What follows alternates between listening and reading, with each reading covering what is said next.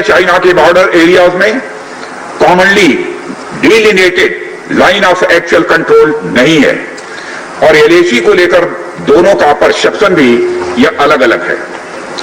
इसलिए पीस और ट्रैंक्विलिटी बहाल रखने के लिए दोनों देशों के बीच कई तरह की एग्रीमेंट्स और प्रोटोकॉल्स भी हुए हैं। इन समझौतों के तहत दोनों देशों ने यह माना है कि एलएसी पर शांति और स्थिरता बहाल रखी जाए, जिस पर एलएसी की अपनी अपनी रेस्पेक्टिव पोजीशंस और बाउंड्री क्वेश्चंस का कोई प्रभाव नहीं पड़ेगा।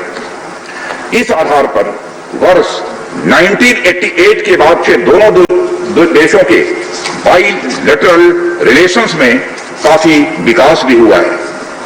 भारत का मानना है कि बाइलेटरल रिलेशंस को विकसित किया जा सकता है तथा साथ ही साथ बाउंड्री के मुद्दे के समाधान के बारे में चर्चा भी की जा सकती है। यह हम दोनों काम कर सकते हैं, परंतु एलएसी पर पीस और ट्रैंक्विलिटी में किसी भी प्रकार की गंभीर स्थिति का बाइलेटरल रिलेशंस पर निश्चित रूप से असर पड़ेगा, यह बात भी दोनों पक्षों को अच्छी तरह समझनी चाहिए। वर्ष 1993 और 1996 के समझौते में इस बात का जिक्र है कि एलएसी के पास दोनों देश अपनी सेनाओं की संख्या कम से कम रखेंगे। समझौते में यह भी है कि जब तक बाउंड्री इशू का पूर्ण समाधान नहीं होता है तब तक एलएसी को स्ट्रिक्टली रेस्पेक्ट और एडहर किया जाएगा और उसका उल्लंघन किसी भी सूरत में नहीं किया जाएगा। सभापति महोदय, इन समझौतों में भारत व चाइना एलएसी के क्लैरिफिकेशन द्वारा एक कॉमन अंडरस्टैंडिंग पर पहुंचने के लिए भी प्रतिबद्ध हुए थे, पूरी तरह से कमिटेड थे। इसके आधार पर 1990 से 2003 तक दोनों देशों द्वारा एलएसी पर एक कॉमन अंडरस्टैंडिंग बनाने की कोशिश की गई, लेकिन इसके बाद चाइना ने इस कार्रवाई को आगे बढ़ाने पर अपनी सहमति नहीं जताई। इसके कारण कई जगहों पर चाइना तथा भारत के बीच एलएसी परसेप्शंस में ओवरलैप बराबर बना रहता है। इन क्षेत्रों में तथा बॉर्डर के कुछ अन्य इलाकों में दूसरे समझौतों के आधार पर दोनों की सेनाएं फेस ऑफ आदि की स्थिति का बराबर समाधान निकालती हैं, जिससे कि शांति कायम रहे। सभापति महोदय, इससे पहले कि मैं सदन को वर्तमान स्थिति के बारे में बताऊं, मैं यह बताना चाहता हूं कि सरकार की विभिन्न इंटेलिजेंस एजेंसीज के बीच कोऑर्डिनेशन का एक इलेबोरेट और टाइम टेस्टेड मैकेनिज्म है, जिसमें सेंट्रल पुलिस फोर्सेस और तीनों आर्म्ड फोर्सेस की इंटेलिजेंस एजेंसी भी शामिल हैं। टेक्निकल और ह्यूमन इंटेलिजेंस को लगातार कोऑर्डिनेटेड तरीके से इकट्ठा किया जाता है और आर्म्ड फोर्सेस से उनके डिसीजन मेकिंग के लिए शेयर भी किया जाता है। सभापति महोदय, मैं अब सदन को इस साल उत्पन्न परिस्थितियों के बारे में अवगत कराना चाहता हूं। अप्रैल माह से ईस्टर्न लद्दाख की सीमा पर चाइना ने सेनाओं की संख्या तथा उनके आर्मामेंट्स में वृद्धि की है, जिसे स्पष्ट रूप से देखा गया है। मई महीने के प्रारंभ में चाइना ने गलवान घाटी क्षेत्र में हमारी ट्रूप्स की नॉर्मल ट्रेडिशनल पेट्रोलिंग पैटर्न में व्यवधान डालना शुरू किया, जिसके कारण फेस ऑफ की स्थिति उत्पन्न हुई। ग्राउंड कमांडर्स द्वारा इस समस्या को सुलझाने के लिए विभिन्न समझौतों तथा प्रोटोकॉल के तहत वार्ता की जा रही थी कि इसी बीच मई महीने के मध्य में सभापति महोदय, चाइना द्वारा वेस्टर्न सेक्टर में कई स्थानों पर एलएसी पर ट्रांसग्रेशन करने की कोशिश की गई। इसमें कोंकला, गोगरा और पेंगोंग लेक का नॉर्थ बैंक शामिल है। इन कोशिशों को हमारी सेनाओं ने समय पर देख लिया तथा उसके लिए आवश्यक जवाबी कार्रवाई भी हमारी सेना ने की, सभापति महोदय। और हमने चाइना को डिप्लोमेटिक तथा मिलिट्री चैनल्स के माध्यम से यह अवगत करा दिया इस प्रकार की गतिविधियां यथास्थिति को, यानी स्टेटस को एक तरफा बदलने का प्रयास है, और यह भी साफ कर दिया कि ये प्रयास हमें किसी भी सूरत में सभापति महोदय मंजूर नहीं है। यह दो टूक शब्दों में यह चाइना को बता दिया गया है। एलएसी के ऊपर फ्रिक्शन बढ़ता हुआ देखकर दोनों तरफ के सैन्य कमांडरों ने 6 जून 2020 को मीटिंग की तथा इस बात पर सहमति बनी कि रेसिप्रोकल एक्शंस के आधार पर डिसएंगेजमेंट किया जाना चाहिए। दोनों पक्ष इस बात पर भी सहमत हुए कि एलएसी को माना जाएगा तथा कोई ऐसी कार्रवाई नहीं की जाएगी जिससे यथास्थिति यानी स्टेटस को बदले। किंतु इस सहमति के उल्लंघन में चीन द्वारा एक बहुत ही वायलेंट फेस ऑफ की स्थिति 15 जून को गलवान में क्रिएट की गई। हमारे बहादुर सिपाहियों ने, बहादुर जवानों ने अपनी जान का बलिदान दिया, पर साथ ही चीनी पक्ष को भी भारी क्षति पहुंचाई है सभापति महोदय, और अपनी सीमा की सुरक्षा में कामयाब भी रहे हैं। इस पूरी अवधि के दौरान हमारे बहादुर जवानों ने जहां संयम की जरूरत थी वहां संयम रखा, और जहां शौर्य की जरूरत थी वहां शौर्य का भी प्रदर्शन किया। मैं सदन से यह अनुरोध करता हूं कि हमारे सैनिकों की वीरता एवं बहादुरी की भूरी भूरी प्रशंसा की जानी चाहिए। हमारे बहादुर जवान अत्यंत मुश्किल परिस्थितियों में अपने अथक प्रयास से समस्त देशवासियों को सुरक्षित रखने के अपने दायित्व का निर्वहन कर रहे हैं। सभापति महोदय, एक और किसी को भी हमारी सीमा की सुरक्षा के प्रति हमारे दृढ़ निश्चय या डिटर्मिनेशन के बारे में संदेह नहीं होना चाहिए। वहीं भारत यह भी मानता है कि पड़ोसियों के साथ शांतिपूर्ण संबंधों के लिए आपसी सम्मान और संवेदनशीलता भी यह रखना आवश्यक है। चूंकि इस मौजूदा स्थिति का बातचीत के जरिए समाधान चाहते हैं, हमने चाइनीज साइड के साथ डिप्लोमेटिक और मिलिट्री इंगेजमेंट बनाए रखा है। इन डिस्कशंस में 3 की प्रिंसिपल्स हमारी अप्रोच को सभापति महोदय तय करते हैं। पहला, दोनों पक्ष को एलएसी का सम्मान और कड़ाई से पालन करना चाहिए।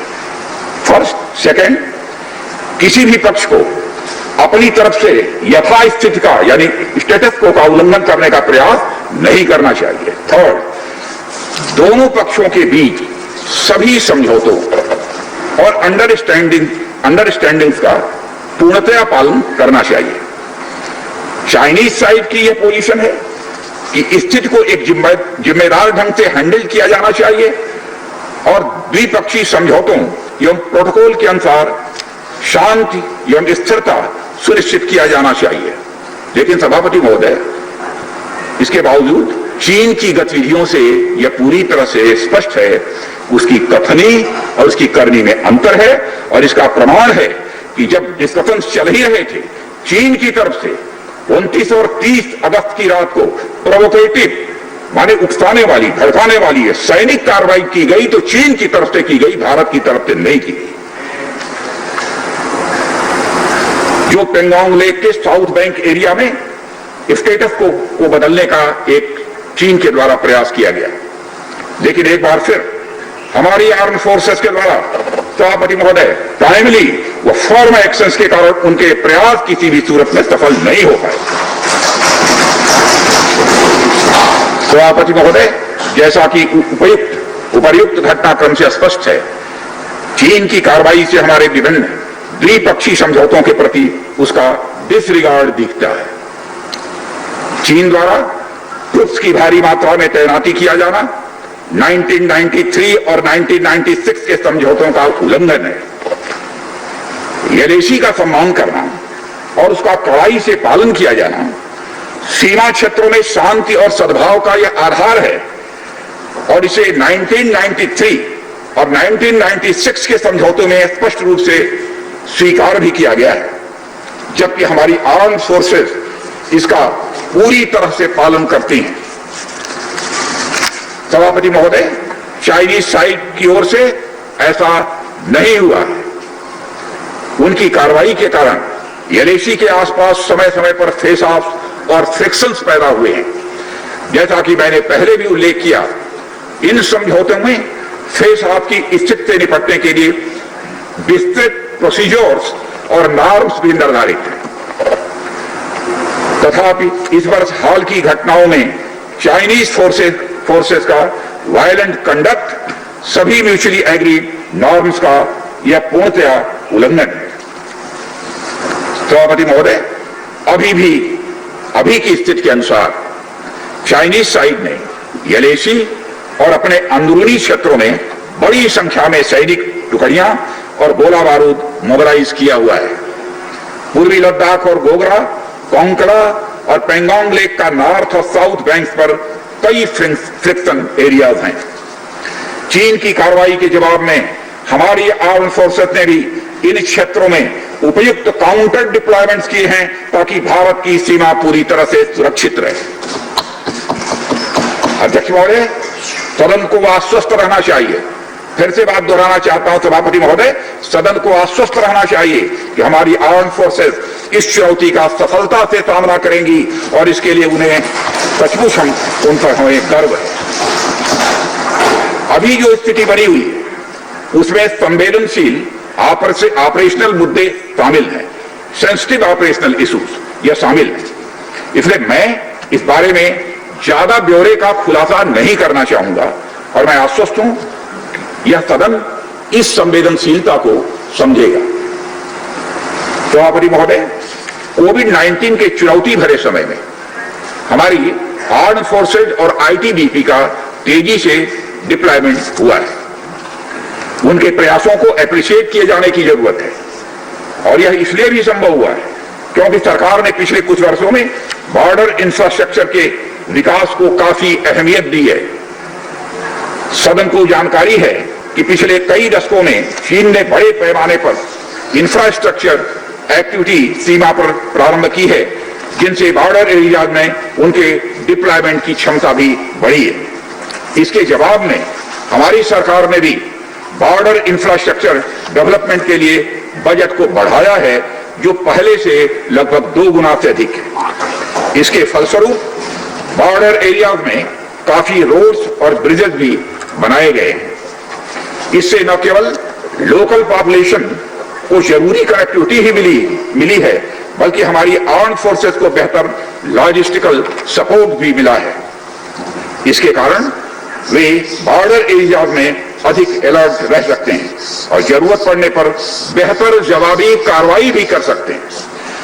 और आने वाले समय में भी सरकार इस उद्देश्य के प्रति पूरी तरह से प्रतिबद्ध रहेगी। देश हित में हमें कितना ही बड़ा और कितना ही कड़ा कदम उठाना पड़े सभापति महोदय, हम पीछे नहीं हटेंगे।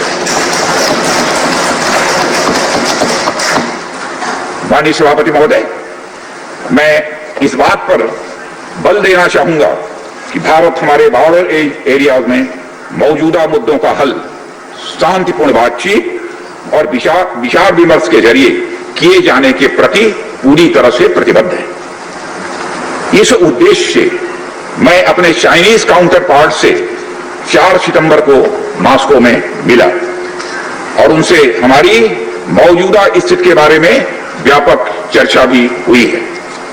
मैंने स्पष्ट तरीके से हमारी चिंताओं को चीनी पक्ष के सामने रखा है, जो उनकी बड़ी संख्या में ट्रूप्स की तैनाती, आक्रामक रवैया और एक तरफा स्टेटस को बदलने की कोशिश से संबंधित था। इन सब सारे मुद्दों को अपने काउंटर पार्ट के सामने हमने रखा है और मैंने 2 टूक शब्दों में यह स्पष्ट किया कि हम इस मुद्दे को शांतिपूर्ण ढंग से हल करना चाहते हैं और हम चाहते हैं कि चीनी पक्ष हमारे साथ मिलकर काम करे।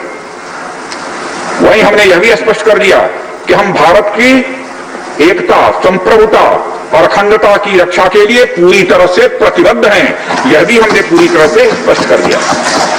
इसके बाद मेरे सहयोगी विदेश मंत्री श्री जयशंकर जी भी 10 सितंबर को मॉस्को में चाइनीज विदेश मंत्री से मिले।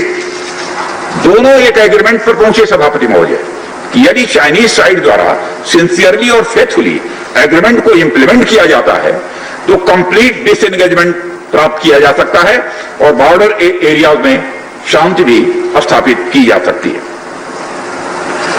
सभापति महोदय, जैसा कि सदस्यों को जानकारी है, बीते समय में भी चीन के साथ हमारे बॉर्डर एरियाज में लंबे स्टैंड ऑफ की स्थिति कई बार बनी है, जिसका शांतिपूर्ण तरीके से समाधान भी किया गया था।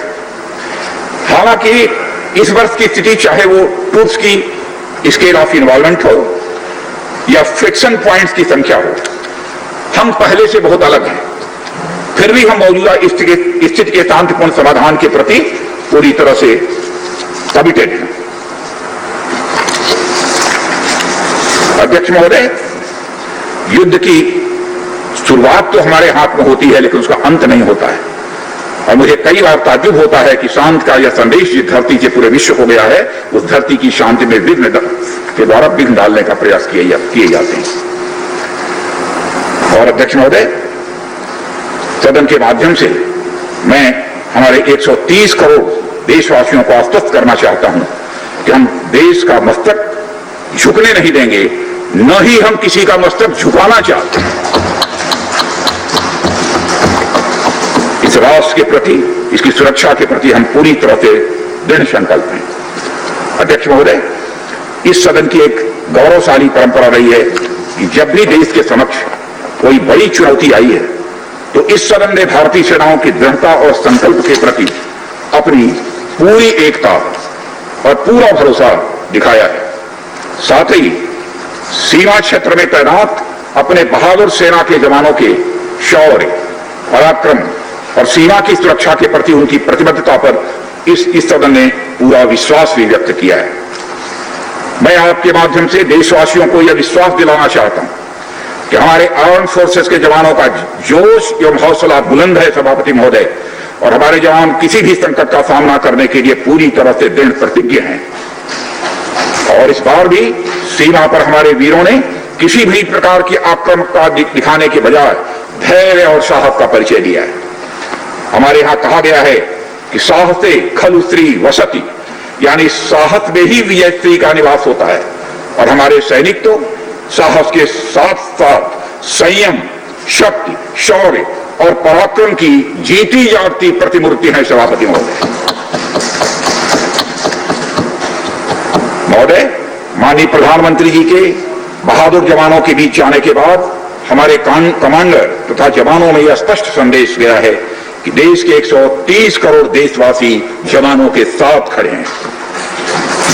उनके लिए बर्फीली ऊंचाइयों के अनुरूप विशेष प्रकार के गर्म कपड़े, उनके रहने का स्पेशलाइज्ड टेंट तथा उनके सभी अस्त्र शस्त्र व गोला बारूद की पर्याप्त व्यवस्था की गई है। महोदय, हमारे जवानों का हौसला बुलंद है। दुर्गम ऊंचाइयों पर जहां ऑक्सीजन की बराबर कमी बनी रहती है तथा तापमान भी शून्य से नीचे होता है, उनके उत्साह में कोई कमी देखने को नहीं मिलती है और वे सियाचिन, कारगिल आदि जैसी ऊंचाइयों पर अपना कर्तव्य इतने वर्षों से लगातार निभाते चले आ रहे हैं। सभापति महोदय, यह सच है हम लद्दाख में एक चुनौती के दौर से गुजर रहे हैं, लेकिन साथ ही मुझे पूरा भरोसा है कि हमारा देश और हमारे वीर जवान इस चुनौती पर खरे उतरेंगे। मैं इस सदन से अनुरोध करता हूं कि हम एक ध्वनि से अपनी सेनाओं की बहादुरी और उनके अदम्य साहस के प्रति सम्मान प्रदर्शित करें और इस सदन से दिया गया एकता व पूर्ण विश्वास का संदेश पूरे देश और पूरे विश्व में गूंजेगा और हमारे जवान जो कि चीनी सेनाओं से आंख से आंख मिलाकर अडिग खड़े हैं, उनमें एक नए मनोबल, ऊर्जा व उत्साह का सभापति महोदय संचार होगा। इन्हीं शब्दों के साथ मैं अपना वक्तव्य समाप्त करता हूं। बहुत